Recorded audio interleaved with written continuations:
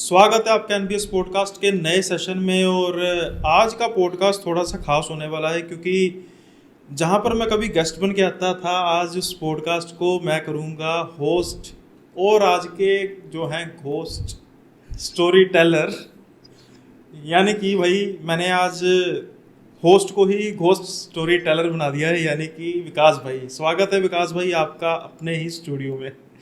Thank you so much Sunil भाई। मतलब एक मौका देने के लिए कि मैं एज अ गेस्ट आ सकूं, एज अ एक स्टोरी टेलर आ सकूं आपके इस चैनल पे, आपके पॉडकास्ट चैनल के ऊपर। बहुत ही कम ऐसा मौका मिलता है कि मुझे कुछ कहने का मौका मिले क्योंकि होता क्या है ना, गेस्ट आते हैं, बातचीत होती है, तो उसमें से 95% जो काम होता है ना वो गेस्ट का ही होता है। हाँ। तो काफ़ी बार ऐसे चीज़ें होती हैं जो मैं शायद बताना चाहता हूँ बट मैं नहीं बता पाता हूँ क्योंकि एक टाइम की लिमिट होती है और गेस्ट भी अपना जो टॉपिक प्रिपेयर करके आए हैं, जिस टॉपिक के बारे में बात करनी है वो करनी होती है उनको। हाँ, तो यही कारण है कि आज फिर हमने यही डिसाइड किया मिलके कि आपको भी एक मौका दिया जाए। और जैसा कि आपने बताया कि आपके पास काफ़ी ऐसे किस्से हैं जो कि कहीं किसी ने सुने तो नहीं होंगे, क्योंकि ये किस्से आपके फ्रेंड्स के हैं, कुछ किस्से हैं जो आपके बहुत करीबी रिश्तेदारों के साथ भी हुए हैं। स्टार्ट करते हैं पहले उन किस्सों को, क्योंकि जो हमारे व्यूअर्स हैं उनका तो जो मेन पर्पस है वो हॉरर कहानी सुनना ही है। तो पहले जो किस्सा है पे बताइए कि किस बारे में किस्सा है, और उसके बाद फिर हम चर्चा करेंगे कि भाई इस चीज़ में क्या कोई किसी की बेवकूफ़ी थी, गलती थी, या फिर सच में कोई ब्लंडर हो गया। जी सुनील भाई, सबसे पहले मैं आपसे ही जानना चाहता हूँ, हम्म। आप मतलब मुझे फिर कैसे सुना दिया, शाबाश। क्या करूँ भाई, आदत है, हाँ, आदत से ये मजबूर। भी है। मैं आपसे ये पूछना चाहता हूँ कि आप भूत प्रेत में विश्वास करते हैं और काफ़ी सारी चीज़ें आपने देखी हैं, सुनी हैं, हम्म। लेकिन आप इन चीज़ों में बिलीव करते हो कि कुछ ऐसी छोटी छोटी चीज़ें होती हैं जो किसी से रिलेटेड होती हैं, वो भी एक पोजीशन का कारण बन सकती हैं? नहीं, क्या होता है कि बिलीव करना अलग बात होती है। बिलीवर ऐसा नहीं कि हर एक की बात में बिलीव किया जाए, है ना। यानी कि मेरी बिलीव करने की जो वो है समर्था है वो ओनली 1% है। हम्म। ऐसा नहीं कि कोई भी केस आए हाँ यार यहीं पे यही होगा। 99% में हमेशा ये बोलता हूँ कि 99% जो केस होते हैं साइकोलॉजिकल होते हैं, 1% ज़रूर होते हैं, और वो 1% भी कम तादाद में नहीं होते, है ना। तो इसलिए ये चीज़ें होती हैं, इसमें कोई दो राय नहीं, लेकिन इन चीज़ों पर अपने हैवी नहीं इतना करना चाहिए कि आपको हर जगह में ये चीज़ नज़र आनी शुरू हो जाए। जी, आज मैं आपके सामने एक ऐसा ही 1% वाला केस डिस्कस करने वाला हूँ। हम्म। आप मतलब सोचो कि आपको कोई एक बहुत ही सुंदर चीज़, बहुत ही महंगी चीज़ कहीं पर मिली है, हम्म। आपको मिली, तो काफ़ी सारे लोग तो ये कहेंगे कि मैं क्या करूँगा, मैं पुलिस में दे दूँगा कि भाई जिसकी भी है ताकि उस तक पहुँच जाए।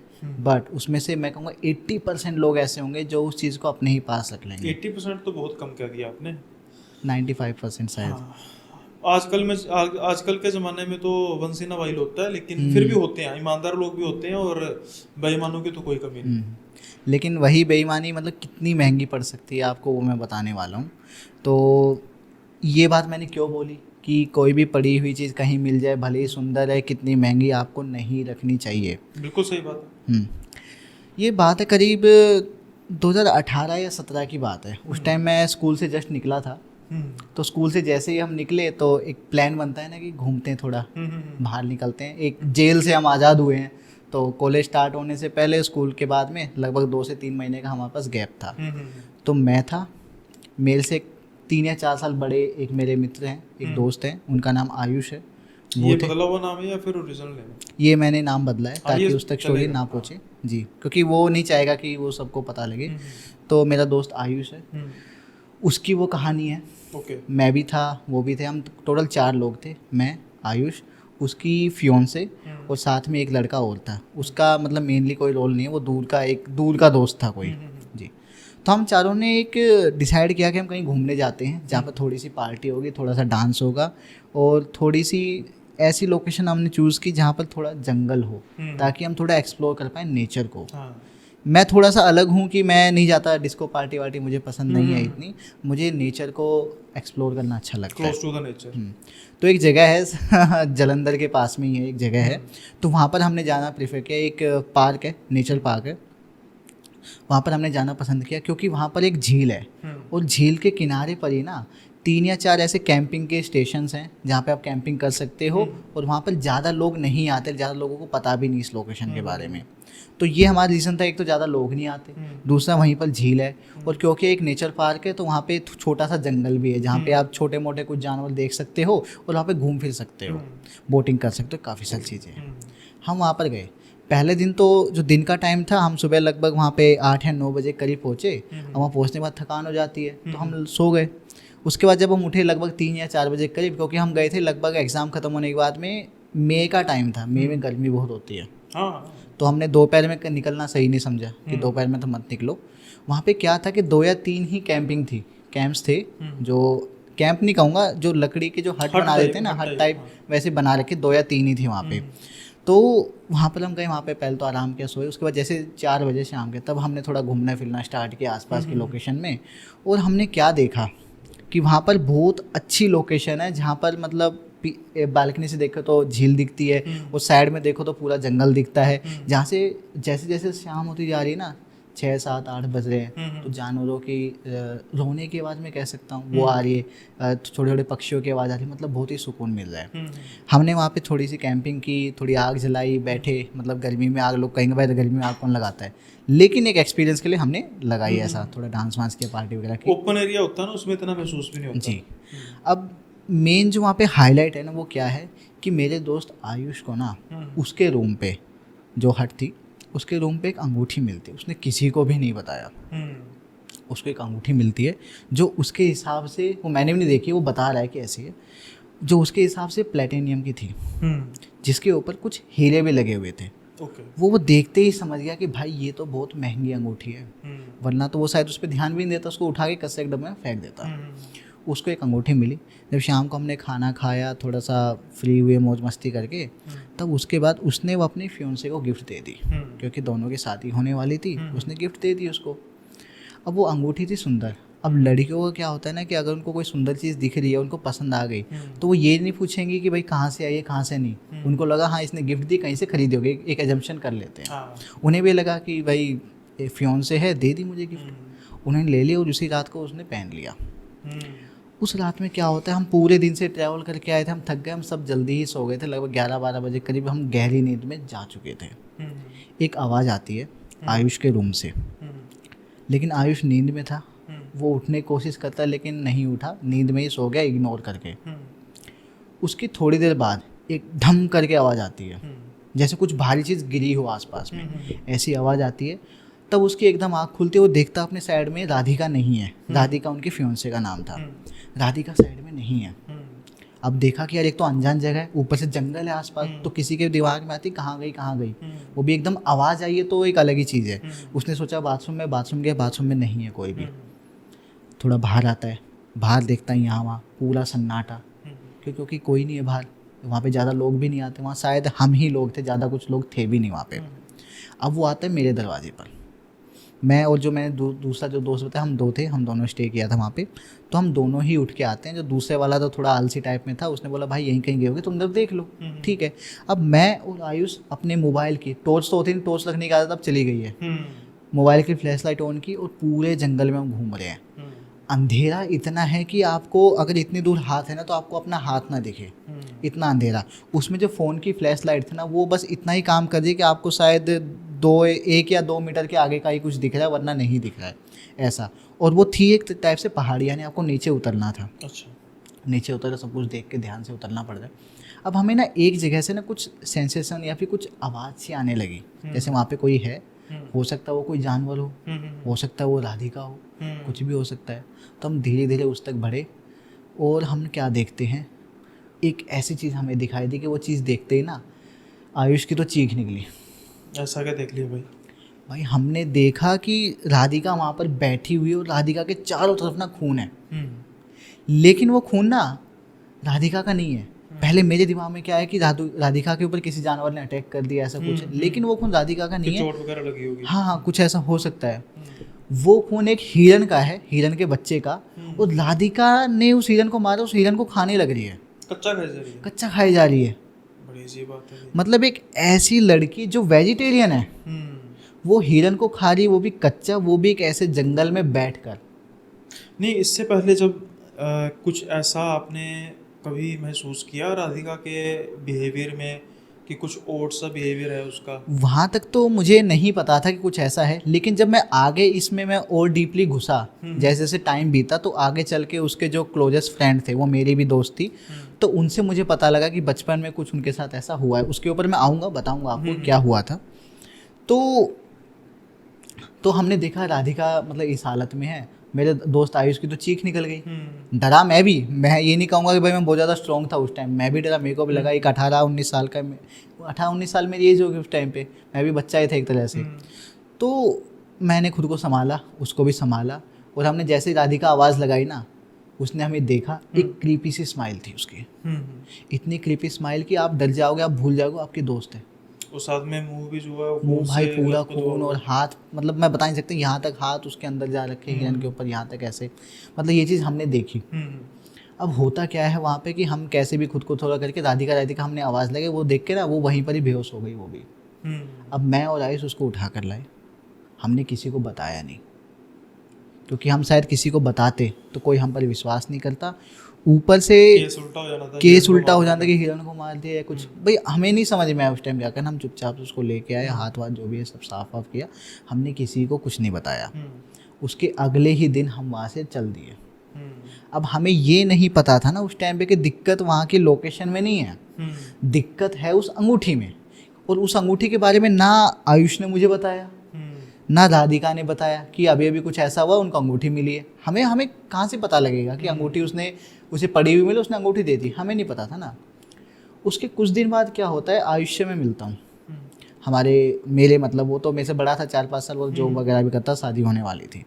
मेरे को अपना कॉलेज मिला, यहीं दिल्ली में दयाल सिंह कॉलेज है, वो मेरे को मिला। मैं बड़ा खुश था कि चलो डीयू में एडमिशन हो गया, अब थोड़ी सी नई लाइफ स्टार्ट हो गई। तो उस दिन के बाद से सब चीज़ें नॉर्मल लगने लगी। आयुष से मेरी बात होती, आयुष ने कभी क्या हो रहा है, क्या अपडेट है, कुछ पता नहीं लगा। हमने सोचा कुछ एक्सीडेंटल कुछ हो गया होगा वहाँ पे, है ना, साइकोलॉजिकल कुछ चीज़ें होती है जो शायद हमें नहीं पता हो, ऐसा नहीं, हो गया। लेकिन एक चीज़ है, वैसे तो चलो आप पॉडकास्ट करते हो, आप अब आपकी जो लाइफ है वो काफ़ी चेंज है ना, जी एक मैच्योरिटी आ जाती है, इंसान आ जाती है। लेकिन उस समय पर्सनली, चाहे आपने किसी से बात ना की हो, आपको कुछ महसूस नहीं हुआ कि कुछ पैरानॉर्मल टाइप की चीज़ है? क्योंकि बड़ी अजीब बात है कि एक जो इंसान है, पहली बात तो ये है कि एक हिरण को पकड़ कैसे लिया? हिरण को कुत्ता थोड़ा है कि उसको पुचकारेंगे और वो पास आ जाएगा, है ना? तो पहले तो हिरण को पकड़ना, फिर उसको मारना और उसको कच्चा खाना, यही अपने आप में एक बहुत बड़ी पैरानॉर्मल है। बहुत बड़ी बात है, यही तो चीज़ है भाई कि मतलब हमें समझ में नहीं आया कैसे हो सकता है। पहली बात, मैं वो हिरन का बच्चा था, तो शायद थोड़ी सी आसानी रही हो। अब ये तो राधिका को भी याद नहीं है कि हम उससे पूछ ले, हमने जब फिर ज़्यादा ना ट्राई भी नहीं किया कि उसको उन चीज़ों के बारे में याद नहीं, दिलाया अगर जाए। तो कोई पैरानॉर्मल चीज़ होगी तो फिर बच्चा हो या चाहे हिरण हो या चाहे शेर ही क्यों ना आ जाए, बिल्कुल, फिर तो सब कुछ शिकार हो सकता है। ये तो है भाई, कुछ भी हो सकता है पैरानॉर्मल आने के बाद, क्योंकि हमारी जो लिमिटेशंस होती है ना पावर की, वो सारी ही मतलब एकदम टूट जाती हैं, बढ़ जाती हैं, बाउंड्रीज बढ़ जाती हैं, ऐसा होता है। तो आयुष से उसके बाद कुछ खास बात नहीं, मैंने भी टॉपिक नहीं उठाया, क्योंकि भाई देखो कहीं ना कहीं उनका पर्सनल मैटर भी है। मुझे कहीं ना कहीं पैरानॉर्मल तो कम लगा, लेकिन मुझे लगा शायद से वो पागल तो नहीं है, कुछ ऐसा हुआ हो ऐसा, तो मैंने नहीं पूछा कभी। लेकिन काफ़ी दिन बाद जब 2-4 महीने बीत गए, मेरा कॉलेज में एडमिशन हो गया, DU में मेरा एडमिशन हुआ था, दयाल सिंह कॉलेज से मैंने पढ़ाई की थी, तो मेरा एडमिशन हो गया। उसके बाद आयुष से मेरी फिर से बात हुई कि भाई उनकी शादी नहीं हुई थी ना, तो मतलब शादी होने वाली थी। आयुष से ऐसी बात हुई शादी वगैरह के बारे में, भाई शादी वगैरह कब कर रहे हो, ऐसे थोड़ी बात। फिर मैंने पूछा कि अभी कैसा सब सही है, उस दिन के बाद कुछ ऐसा तो नहीं हुआ। तब उसने बताया कि यार विकास, मैं क्या बताऊँ तुझे, मैं सच बताऊँ तो मैं परेशान बहुत हूँ, बट मैं बस बताना नहीं चाह रहा ज़्यादा लोगों को, लेकिन तू वहाँ पर था तो तेरे को तो कुछ चीज़ें तो पता ही, तो मैं तुझे बताता हूँ क्या हुआ था। एक दोस्त से पता लगा था आयुष को, राधिका की एक दोस्त थी उससे, कि बचपन में ना वो एक पेड़ से गिर गई थी, और उस पेड़ से गिरने के बाद ना उसके सर पे चोट आई थी। और चोट आने के बाद से ना बीच बीच में ऐसा होता था कि वो ना कुछ हर 3-4-5 महीने में अजीब सी हरकतें करने लग गई थी, जैसे फिट्स पड़ते होंगे। हाँ ऐसा कुछ। तो उसने कहा कि विकास, ऐसा मुझे बाद में पता लगा कि ऐसा कुछ उनके साथ बचपन में हुआ है, और ये चीज़ होती रहती है। लेकिन मतलब फिर भी एक ऐसा साइकोलॉजिकल फैक्ट कैसे हो सकता है कि किसी ने एक हिरन मार दिया, उसको खाने लग गई, इतना तो नहीं हो सकता। अंगूठी की बात अभी भी उसने नहीं बताई है, या उसने गौर नहीं किया होगा, या उसने गौर नहीं किया, मेरे को लगता है गौर ही नहीं किया इस बात पर। तो उसके बाद क्या होता है कि उसके बाद ये हुआ, कुछ महीने बाद जब मेरी दोबारा उससे बातचीत होने लगी, तब मेरे को थोड़ा डीप डाउन पता लगा कि कहीं ना कहीं वहाँ पर ना कुछ पैरानॉर्मल से रिलेटेड भी है।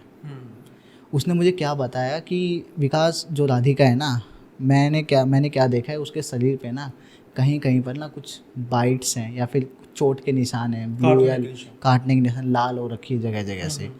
तो मैं क्या करूँ, विकास से पूछूं? मैं कहा भाई देखो तुम्हारा पर्सनल मैटर है, एक बार पूछ लो, पता करो, क्योंकि तुम्हारे दिमाग में डाउट रहेगा तो कोई फ़ायदा नहीं है।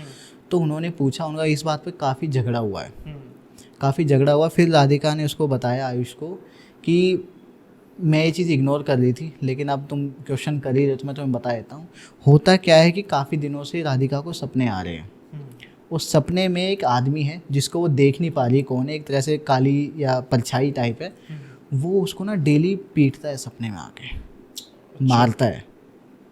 और वो सपना इतना रियल लगता है कि सुबह जब वो उठती है ना, तो जहाँ जहाँ उसने सपने में मारा था वहाँ चोट के निशान आते हैं। अच्छा, ये जो लाल कट्स है, ये उस चोटों के निशान थे जो बकौल उस राधिका के, उसको सपने में कोई परछाई है जो हिट कर रही है। ओके। अब इसके पीछे अगर हम लॉजिक ढूंढे तो लॉजिक कुछ नज़र नहीं आता। हमें भी ये लगा कि हो सकता है राधिका झूठ बोल रही हो, या खुद को नुकसान, नहीं झूठ नहीं, खुद को एक साइकोलॉजिकल स्टेज में कई बार जो इंसान होता है खुद को भी चोट पहुंचा लेता है, हो भी सकता है, नहीं भी हो सकता है। हो तो भाई कुछ भी सकता है, लेकिन हम उन चीज़ों को इग्नोर करके चले थे। लेकिन जब हमने वो चीज़ एक बार देख ली थी ना कि जंगल में उस दिन क्या क्या हुआ था, तो उस दिन के बाद तो हमें लगा कि यार ये जो भी बोल रही है, जो भी कहे ना, उस पर विश्वास कर लो। अगर वो हो सकता है तो कुछ भी हो सकता है। अब वो चीज़ें ना धीरे धीरे बढ़ने लगी थी, मतलब जैसे जैसे उसकी चीज़ें सामने आने लगी, हमें पता लगने लगा ना, चीज़ें उसकी बढ़ती गई। तो आयुष ने मुझे बताया कुछ दिन बाद दोबारा से कि विकास भाई क्या हो रहा है, कि एक तो उसके शरीर पे निशान आ रहे हैं, उसने बताया कि कोई आके सपने में मारता है और वो चीज़ें सच हो जाती हैं, वैसे ही निशान उसकी बॉडी पर दिखाई देते हैं। अब क्या होता है कि काफ़ी दिन तक ऐसा चलता रहा, तो उसको विश्वास तो नहीं हुआ स्टार्टिंग में आयुष को। तो एक दिन क्या हुआ कि वो दोनों कहीं मिले और आयुष ने सोचा कि आज मैं चेक करता हूँ कि ये सच कह रही है या फिर झूठ बोल रही है। उस दिन क्या होता है, एक तो राधिका सोई ही नहीं, और सोने के बाद आयुष को तो नींद आ गई जल्दी, आयुष सो गया। उसके बाद क्या करता है कि राधिका को देखता है, वो एक कोने में जाकर रोने लग रही है। ये लिव इन में रह रहे थे क्या? नहीं, लिव इन में नहीं थे, उसको शक हुआ, ये अलग अलग ही रहते थे। मतलब ये मान लो कि राधिका शायद दिल्ली ही रहती थी और वो हरियाणा से था। मतलब रेवाड़ी के आसपास रहता था कहीं, एग्जैक्ट लोकेशन तो मैं नहीं बताऊंगा। तो लिव इन में तो नहीं थे, लेकिन जैसे होता है ना, पता लगता है तो कभी कभार जैसे मिल लिए ऐसे। तो एक दिन मिला कि भाई मैं देखता हूँ क्या चक्कर है, ऐसी क्या दिक्कत है जो मतलब इतनी बड़ी आ रही है। तो मिले। उसके बाद उसने देखा कि राधिका ना एक कोने में जाके रोने लग रही। पहले तो सोई नहीं, आयुष तो सो गया, भाई मैं तो काम कर रहा हूँ, जॉब वॉब करता था, थक जाता था, तो आयुष तो सो गया। उसके बाद देखता है कि जो राधिका है वो रोने लग रही है। अब राधिका रोने लगी, वो उठकर उसके पास जाता है, जैसे वो उसके हाथ लगाता है ना, वो एकदम से पीछे मुड़ती है और आयुष एकदम पीछे हो जाता है कि भाई ये क्या है। वो क्या देखता है कि उसके बाल एकदम उसके चेहरे के सामने आ रखे हैं, और उसके बाद राधिका जिस आवाज़ में बोल रही है वो राधिका की आवाज़ नहीं है, चुड़ैल बनी हुई है, और एक अलग ही लेडी की आवाज़ है। आवाज़ लेडी की है लेकिन एक अलग ही आ रही है कि जैसे नहीं वो राधिका की आवाज़ नहीं है, पोजेस्ट हो गई हो ऐसा कुछ, और रोने लग रही है वो। तो यानी कि उसे समझ में नहीं आया क्या है क्या नहीं। तो उसने क्या किया, उसने फ़ोन मिलाया, अपने किसी दोस्त को फ़ोन मिला, उससे उसको बताया कि भाई देख ऐसा ऐसा कुछ हो रहा है, जल्दी बता मैं क्या करूँ क्या करूँ। उस दोस्त ने उसको कुछ टिप्स दिए और कुछ नंबर दिए। काफ़ी सारे नंबर मिलाने के बाद में उन्हें जाके एक तांत्रिक मिला। अब उस तांत्रिक के नंबर मिलाया, उसने तांत्रिक को कॉल किया रात को ही। तो तांत्रिक ने उसे बताया अपना एड्रेस कि भाई तुम यहाँ पर लेके आओ, ऐसा मैं फिर तभी चेक कर पाऊँगा क्या होता है क्या नहीं। अब वो क्योंकि वो दिल्ली आ रखा था, वो दिल्ली में ही मैं था, उसने मुझे कॉल किया, विकास भाई देख ओनली तेरे को ही पता है उस रात को क्या हुआ था, मैं नहीं चाहता कि इस चीज़ में 10 लोग शामिल हो। भाई बात प्रैक्टिकल है, क्योंकि उसको इशू भी प्रॉब्लम भी सोल्व करवानी है अपनी, और ज़्यादा लोगों को बता भी नहीं सकता। मैं तो भाई एक कोइंसिडेंस हो गया कि मैं उस दिन उसके साथ था, मुझे पता लगी कुछ चीज़ें। तो ऐसा होता है, फिर वो मुझे बुलाता है, मैं जाता हूँ, वो भी उसको लेके आता है। अब सबसे बड़ा चैलेंज पता है क्या था? सबसे बड़ा चैलेंज भाई ये था कि उसको होटल से बाहर लेके आना। वो एक होटल में रुके हुए थे। सबसे पहले बड़ा चैलेंज था होटल से बाहर लेके आना, क्योंकि लोग भी देखेंगे भाई क्या हरकतें हैं ये। तो मैं जाता हूँ, हम दोनों उसको पकड़ के होटल से बाहर लेके आते हैं, गाड़ी में उसको बैठाते हैं, मैं गाड़ी चलाता हूँ, और उसके बाद उसको हम लेके जाते हैं। अब लेके जा रहे हैं तो होता क्या है कि हमारे पास ना मतलब सुबह हो जाती है तब तक, जब तक मैं पहुंचता हूँ और वो सब चीज़ें होती हैं, लगभग सुबह के 4 साढ़े 4 तब तक मामला थोड़ा सा धीरे होने लगता है, लड़की थोड़ी थोड़ी शांत होने लगती है, तो हमें लगता है कि चीज़ें सही हो रही हैं। हमने फिर थोड़ा सा डिले कर दिया चीज़ों में कि चलो ठीक है कोई नहीं, उनसे आराम से बात करते समझते हैं क्या है क्या नहीं। हमने क्या किया, राधिका को फिर घर छोड़ दिया कि इसको घर पे रखो, घर पे रहने दो। उनके जो मम्मी पापा थे उनके घर पे हमने छोड़ दिया, ये मालवीय नगर में उनका घर है, तो वहाँ पर हमने छोड़ दिया उनको। वो छोड़ने के बाद हम दोनों निकल के उसके जो तांत्रिक थे ना उसके पास हम दोनों चले गए। अब हम दोनों जाने के बाद हमने पूछा कि देखो ऐसे ऐसी हरकतें ये सब चीज़ें आप बताओ क्या करना है, और हमें नहीं लगता कि हम शायद उनको लेके आ पाएंगे। अब तांत्रिक कहते हैं देखो बिना देखे तो मैं कुछ नहीं कह सकता, लेकिन मैं इतना बता सकता हूँ कि कोई चीज़ है जो उससे अटैच हुई है जिसकी वजह से सब प्रॉब्लम हो रही है। अब हमने काफ़ी रिक्वेस्ट की कि आप हमारे साथ चलो, लेकिन उन्होंने कहा नहीं नहीं तुम ही लेके आओ। अब होता क्या है कि हम वापस जाते हैं घर पर, और जैसे उसको लाने की बात होती है ना कि कहीं लेकर जाना है, तभी कोई ना कोई प्रॉब्लम हमारे सामने आ रही है। जैसे कि नहीं इसको नहीं लेके जाना, कुछ ना कुछ मतलब ऐसी इमरजेंसी आ रही है, या फिर जैसे सबसे पहला तो ट्रैफिक है। एक तो दिल्ली में ट्रैफिक होता ही है, ऊपर से उस दिन कुछ ज़्यादा ही ट्रैफिक भाई, जैसे कि कोई चीज़ रोक रही है हमें कहीं जाने से, ट्रैफिक इतना। उसके बाद क्या होता है, ट्रैफिक कितने के बाद में वो जो तांत्रिक थे मैं यही बता दूँ, वो बात है जयपुर की, मतलब जयपुर लेके जाना था हमें, रास्ता बहुत लंबा है जयपुर तक ले जाना, इतना लंबा रास्ता आराम से इतना टाइम लग जाता है। तो जयपुर हमें लेके जानी थी, मालवीय नगर से जयपुर। अब होता क्या है कि एक तो इतना लंबा रास्ता और ट्रैफिक भाई इतना सारा, हमें लग रहा था कि हमें कहीं ना कहीं फील हो रही थी कि चीज़ नहीं यार विकास, कुछ ना कुछ चीज़ रोक रही है तुम्हें इस चीज़ के सॉल्यूशन तक पहुंचने के लिए। फिर भी हम लोग ट्राई करते हैं। हम लोग फिर क्या ट्राई करते हैं कि आगे जाके जब हम राजस्थान में घुस जाते हैं, आगे जाके ना जब थोड़ा सा मेन रास्ता स्टार्ट हो जाता है, उसके बाद थोड़े छोटे रास्ते आने लग जाते हैं। हम क्या प्लान करते हैं भाई, रोड पे तो बहुत ज़्यादा जाम है, मतलब आप मानोगे नहीं, लगभग हम निकले होंगे सुबह। उस दिन तो हम मिल लिए थे उससे, ठीक है, तांत्रिक से मिल लिए, उसके अगले दिन ही हम आए, यानी कि हम रात को ही निकल चुके थे। अब आप सोचो कि रात को कहाँ ट्रैफिक होता है, रात में भी हम ट्रैफिक में फंसे हुए हैं भाई, ठीक है। सुबह हो गई, अगले दिन की सुबह हो गई। अब सुबह हो गई तो हम राजस्थान में तो एंटर कर गए, लेकिन हम अभी जयपुर नहीं पहुंचे थे, तो हमने क्या सोचा कि जो कच्चे रास्ते थे छोटे मोटे वहाँ से लेके निकलते हैं। अब वहाँ पर जाके हमारी गाड़ी की पंचर हो गई। अब गाड़ी पंचर होते ही हमने हम दो ही लोग थे, मैं था, आयुष था और राधिका थी। राधिका और आयुष पीछे बैठे थे, आयुष ने उसको पकड़ा हुआ था, मैं गाड़ी चला रहा था। हुआ क्या कि गाड़ी पंचर हुई तो आयुष को भी उतरना पड़ा। अब जैसे आयुष उतरा तो पता नहीं कभी गेट खोल कर वो भाग गई। अच्छा। और मुझे नहीं पता कैसे ही आयुष गिरा या गिराया गया, क्या वो आयुष का वहीं पे गिरकर सर फूट जाता है और आयुष वहीं पर बेहोश। अब मुझे समझ में नहीं आया क्या करूँ, राधिका को भाग कर पकड़ूं या आयुष को हॉस्पिटल लेके जाऊं। तो मैंने सोचा राधिका का तो देखा जाएगा, जो होगा तुम आयुष को पहले पकड़ो, नहीं तो राधिका तो मिल भी जाएगी, ये मर जाएगा यहीं पे पड़ा पड़ा। और साथ में ये भी है ना कि उसको ढूंढोगे आप कहाँ पे, कहाँ कौन ढूंढूंगा, सी डायरेक्शन में ढूंढोगे, किस तरफ जाओगे। यहाँ तो हो ना कि आपको भागती हुई नजर आई हो कि एक डायरेक्शन में भाग रही है, मैं उसके पीछे भाग के उसको पहले पकड़ लूं। दूसरा क्या है ना, मेरा भी ध्यान भटक गया, एकदम से आयुष की तरफ चला गया, मैं भूल गया कि वो कोई भागा भी है। नहीं भूलना तो चलो एक बात है ना, जैसे कहने का मतलब है कि एक स्पेसिफिक डायरेक्शन का पता हो ना कि कोई एक डायरेक्शन में भाग रहा है, अब उसको पकड़ लेंगे, पता ही नहीं है कहाँ पर भाग के गया, है ना, रात का टाइम है मतलब। तो जो बंदा बेचारा इंजर्ड पड़ा हुआ वो तो नेचुरली बात है उसकी प्रायोरिटी होगी कि उसकी प्रायोरिटी होगी, तो मैं उसको लेकर गया। अब कहीं ना कहीं ना मुझे मन में ऐसा लग रहा था उसको आयुष को जब हॉस्पिटल मैंने पहुंचाया तब मुझे राधिका की टेंशन कहीं ना कहीं नहीं थी, आई डोंट नो व्हाई, लेकिन मुझे लग रहा था कि राधिका तो अपने घर मिल जाएगी।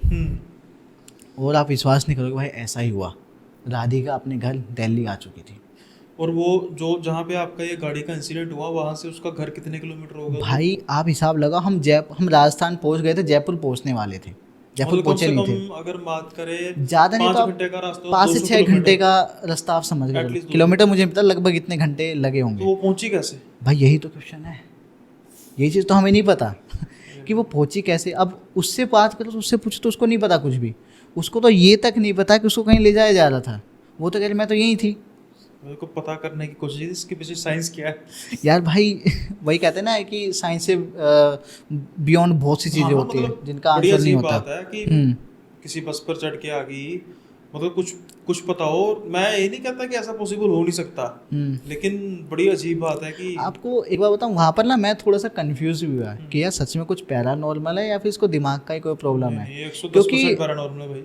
हाँ, लेकिन एक केस और हो सकता है भाई कि अगर पैरानॉर्मल होता तो वो अपने घर कैसे पहुंची?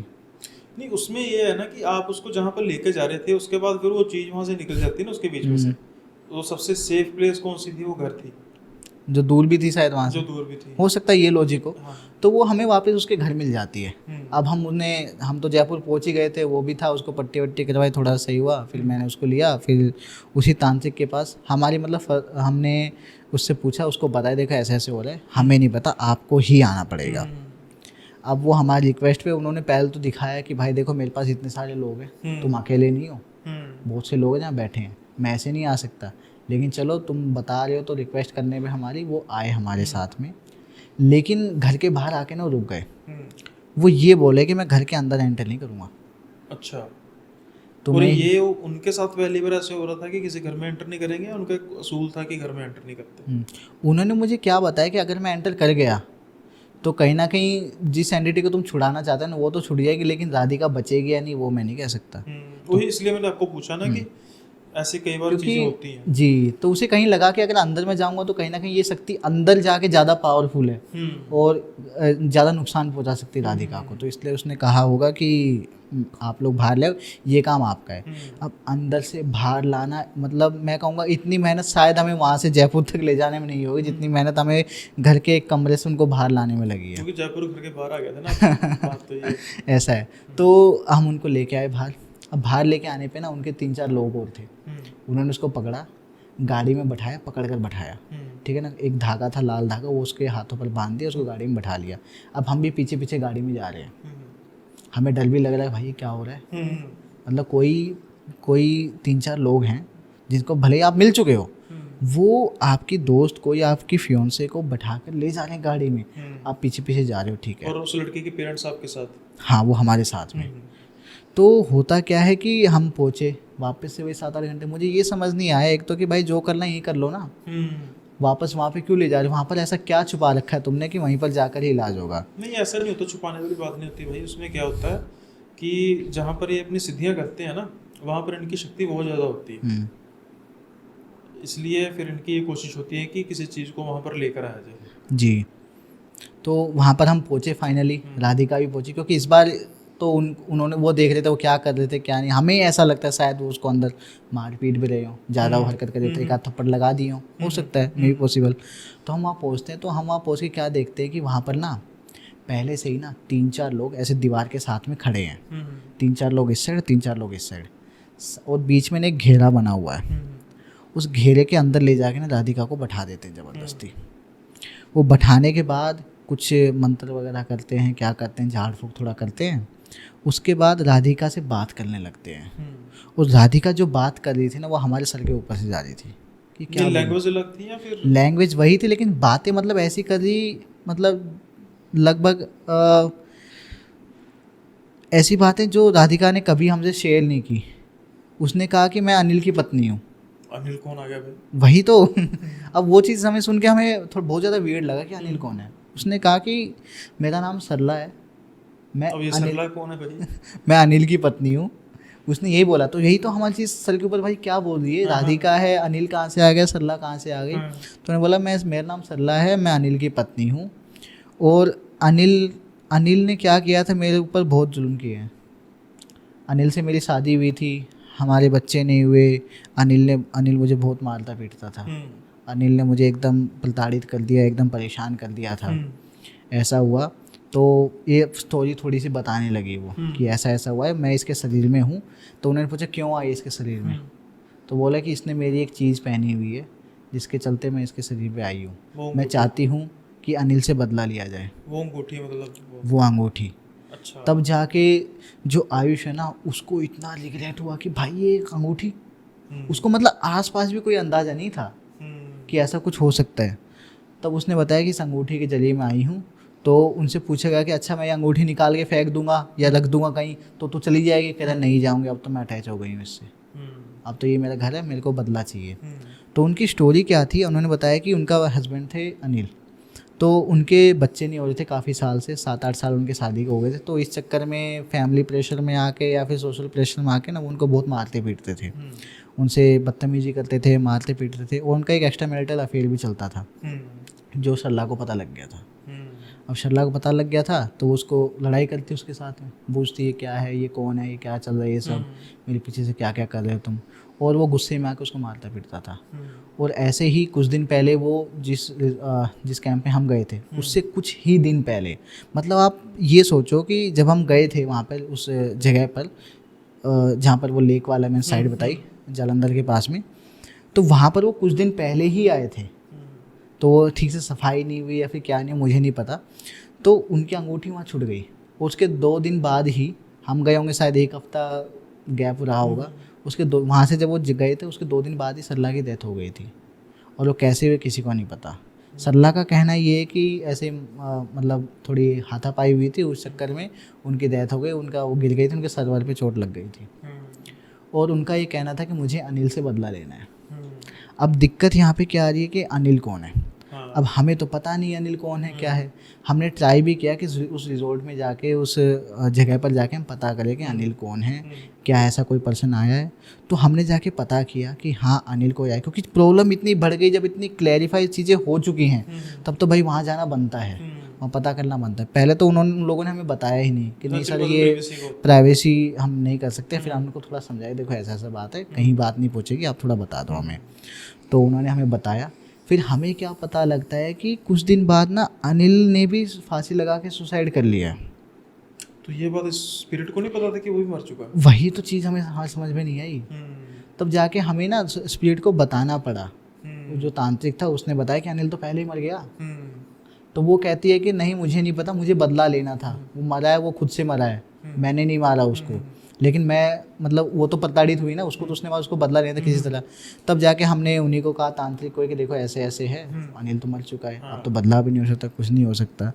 तो उन्होंने कुछ अपने जो प्रक्रिया होती है, तंत्र की प्रक्रिया होती है, वो वहाँ पे परफॉर्म की।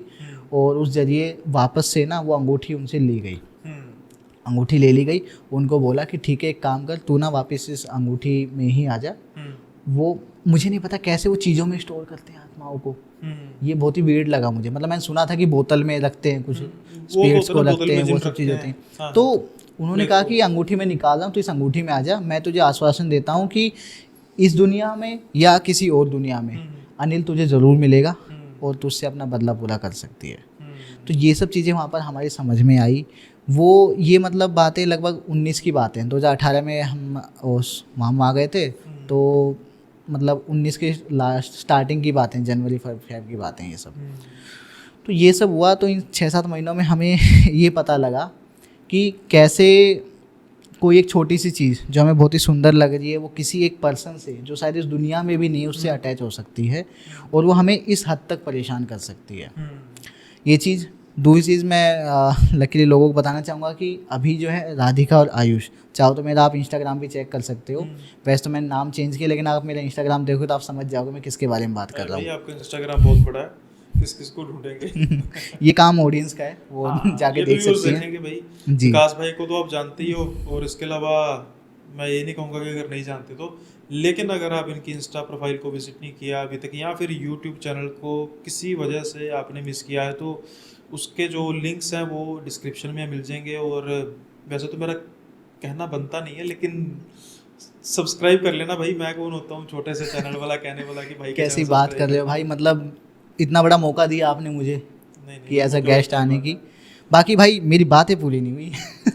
बात ऐसी है भाई कि आप करो अपनी स्टोरी पूरी जी। तो वैसे ही करें, स्टोरी तो लगभग पूरी हो ही चुकी है। अभी उनकी शादी हो गई है, सब कुछ। अब ऐसा कोई प्रॉब्लम नहीं है। लगभग 3 साल हो गए हैं, शायद 2021 में उनकी शादी हो गई थी फाइनली। लगभग 3 साल होने वाले हैं या हो गए हैं। तो अभी तक तो ऐसा कोई प्रॉब्लम नहीं, उनका बेबी भी है, तो सब कुछ सही चल रहा है। बट मैं एक छोटा सा इंसिडेंट है जो उसी से रिलेटेड है, चीज़ों से रिलेटेड, कि मतलब मेरा भी अभी रिसेंट एक पॉडकास्ट हुआ था, उसमें मेरा क्वेश्चन था कि सौरभ पुनिया भाई आए थे, उनसे मेरा क्वेश्चन था हमारे पॉडकास्ट में कि भाई एक बार बताओ ये जो चीज़ें होती हैं, इंसान चला गया लेकिन चीज़ों से उनका अटैचमेंट नहीं गया, कैसे होता है ये सब चीज़ें। तो यही कहना है कि लोगों का ना अटैचमेंट रहता है, उनको बहुत चीज़ें कुछ अच्छी लगती हैं, कुछ काम करना, कोई चीज़ उनकी फेवरेट होती है, वो चले जाते हैं, लेकिन इनका इंटरेस्ट उसी चीज़ में होता है। और किसी भी कारण से अगर वो इसी धरती पर हैं, इसी हमारे आसपास ही हैं किसी भी कारण से, तो वो उस चीज़ से अटैच रहेंगे। उस चीज़ के ऊपर कोई भी चीज़ एक्टिविटी होगी तो उनको अच्छा या बुरा लगेगा। ये चीज़ें होती हैं। एक चीज़, एक बात और है, थोड़ी पर्सनली है, मैंने कभी इस बारे में डिस्कस नहीं किया। अभी 2020 की ही बात है,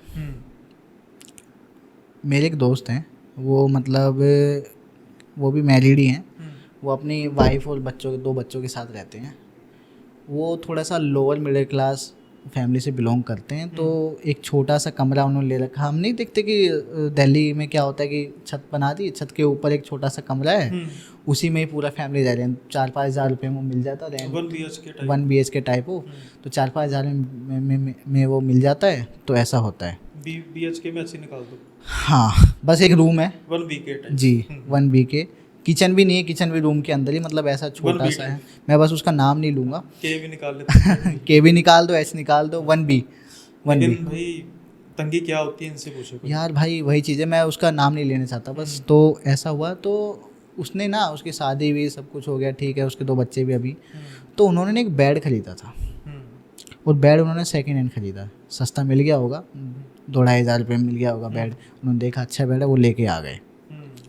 अब बेड लेके आए, जो मेरे दोस्त थे वो तो ऑफिस चले जाते, उनकी यूजुअली नाइट शिफ्ट रहती थी, वो एक सिक्योरिटी गार्ड का काम करते थे, उनकी नाइट शिफ्ट रहती थी। तो उसके बाद वो वहाँ पे गए, मतलब जाते थे, तो जो भाभी थी, भाभी कहूँगा मैं, जो भाभी थी ना, उनकी शिकायत रहती थी हमेशा कि जब से ये बेड आया है ना, तब से ना खटखट की आवाज़ आती है दरवाजे के ऊपर। लिया बेड, आवाज़ दरवाजे से आ रही है, आवाज़ दरवाजे से आ रही है कि जब से ये बेड लिया है, मतलब कनेक्शन ढूंढो, जब से ये बेड लिया है दरवाजे पर रात को खटखट की आवाज़ आती, कोई बजा रहा है। तो स्टार्टिंग में 2-4 दिन भाभी ने उठ के देखा कौन है, इतनी रात को कौन आ गया, क्योंकि उनकी नाइट शिफ्ट रहती थी, तो शायद उन्हें लगा कि आप तो आ गए हो, लेकिन ऐसे दरवाजा कौन बजाएगा। वो खोल के देखती कोई नहीं है, ठीक है, बंद किया, सो गए। अगले दिन फिर से यही चीज़, बंद किया, सो गए। तीसरे दिन फिर उनके दिमाग में थोड़ा थोड़ा चीज़ें आने लगी कि यार कुछ तो गड़बड़ है।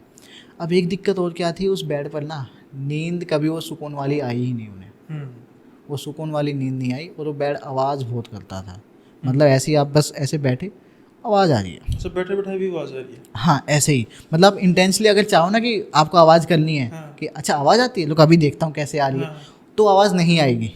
अच्छा, अपनी मर्जी का मालिक, अपनी मर्जी का मालिक है भाई, तो आवाज़ वैसे आ रही है। अब आवाज़ आने लग रही, तो भाभी को थोड़ा सा शक हुआ कि कुछ तो गड़बड़ी शायद इस बेड से हो, कि रात को जब से बेड आया तभी से, उससे पहले 1.5-2 साल से या 3 साल जो भी है, तो काफ़ी साल से जा रहे हैं, तब तक कोई दिक्कत नहीं थी। जब से बेड आया तभी से डेली रात को आगे कोई दरवाज़ा बजा के चले जाता है। अब स्टार्टिंग में उन्हें लगा हो सकता है कोई बच्चा हो, क्योंकि नीचे और भी लोग रह रहे हैं, वो टॉप फ्लोर पर रह रहे हैं, कोई आके रात को भाई मस्ती कर रहा हो, लेकिन ऐसा नहीं था। रात को डेली उसी टाइम पे आके, रात के टाइम पे कौन बजा, किसको भाई टाइम है कि रात को 1 बजे आके दरवाज़ा बजा के भाग जाएगा आपका, ऐसा हो रहा। तो एक चीज़ और उन्होंने बताया मुझे कि एक तो बेड आवाज़ करता है, और इंटेंसली जब करना चाहे तब नहीं करता है। एक चीज़, जब भाभी को शक हुआ, और जब भी वो बात करती थी कि जब से ये बेड आया, एक काम करते हैं, इस बेड को ना हम वापस दे देते हैं या फिर किसी को भेज देते हैं, जैसे ये बात कहते हैं, दरवाज़ा जो है ना एकदम भट करके लगता, जोर से बजता, मतलब दरवाज़ा दिन में खुला है, जैसे बेड के बारे में कोई भी बात की तो दरवाज़ा एकदम से बंद हो गया, जैसे हवा से बंद नहीं हो जाता, लेकिन उस तरीके से बंद हो रहा है। ऐसे हो सकता है वहाँ पे हवा हो, लेकिन हर बार जब भी बेड को बेचने की बात हो तो वो लगता है, शायद ऐसा हो सकता है जैसा आप शायद कहना चाह रहे हो, ऐसा कि जो भी एंटिटी थी या जो भी कुछ था उसको शायद बुरा लग रहा हो कि यार तुम कैसे इसको बेच सकते हो, मे भी ऐसा हो। तो ऐसा काफ़ी दिन तक चला।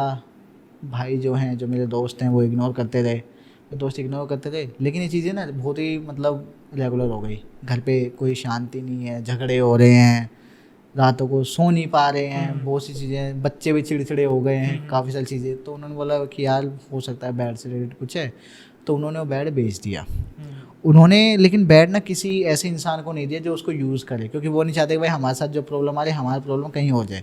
उन्होंने वो बेड एक कबाड़ी वाले को बेच दिया, जो उनको पता था शायद उसको स्क्रैप करके उसका कुछ और बना लेगा या फिर लकड़ी जला के अपना काम कर लेगा। तो जो भी उनको प्राइस मिला उसी प्राइस में उन्होंने बेच दिया, ज़्यादा नेगोशिएट भी नहीं किया, उसी प्राइस में उन्होंने बेच दिया। काफ़ी दिन बाद क्या खबर आती है भाई, आप बिलीव नहीं करोगे कि ये खबर आई कि जिसको उन्होंने बेड बेचा था ना, जिस कबाड़ी वाले को, उस कबाड़ी वाले ने वो बेड ही जला दिया। अब अपना नुकसान कौन करेगा, यानी कोई ना आप खुद सोचो, कोई ना कोई दिक्कत थी भाई। काफ़ी बार ऐसा होता है कि कुछ लोग जो इस दुनिया में नहीं है, जो चले गए हैं, उनकी कुछ चीज़ें होती हैं, कुछ लोग उनको बेच देते हैं, काफ़ी लोग उनके साथ ही जला देते हैं या फिर दान कर देते हैं, तो उनसे शायद अटैच कुछ चीज़ें आ जाती हैं। इसका ना मेरे पास आंसर नहीं है, इसका एक मेरे पास व्यू पॉइंट है। जी। उसके लिए पहले एक मैं ना आपसे एक पर्सनल क्वेश्चन पूछूंगा।